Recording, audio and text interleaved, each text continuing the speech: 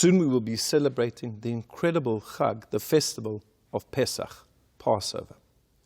And the Mishnah tells us, Afilu oni shebi Yisrael, even a poor person amongst the nation of Israel is not allowed to recline at the Pesach Seder until they have 4 cups of wine. In other words, they have to have wine, enough wine so that they can have 4 cups.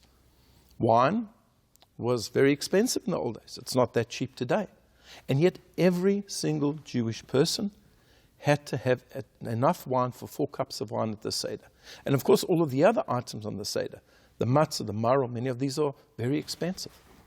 Well, where exactly is a poor person going to get this from? And if we look at the code of Jewish law, when it begins the laws of Pesach, and the laws of Pesach are very, very long.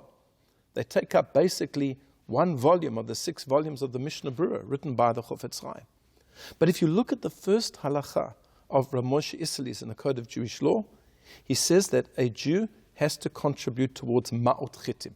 Ma'ot Chitim is the charitable fund that collects money for Ma'ot Chitim, means wheat, to make matzah.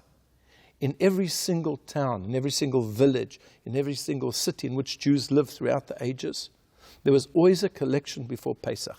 And if you were part of that community, you had to give. And the Code of Jewish Law says that if you have been living in a place for 30 days, you are a citizen of that place, and you have to give. This is the first halacha in the laws of Pesach. The laws of Pesach have got incredible volume.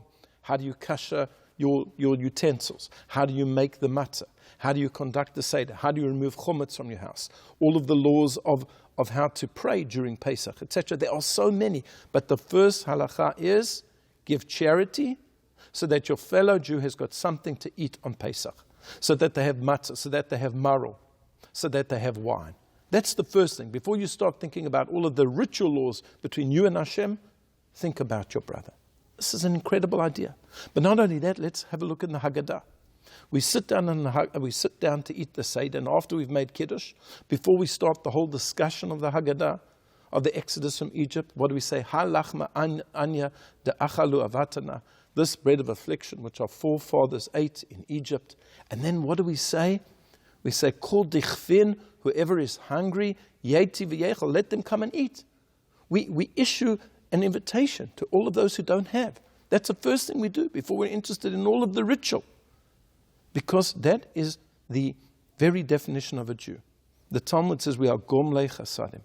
We are kind. We are rachmanim. We are compassionate. We can't sit down to eat at a Pesach Seder if somebody else doesn't have.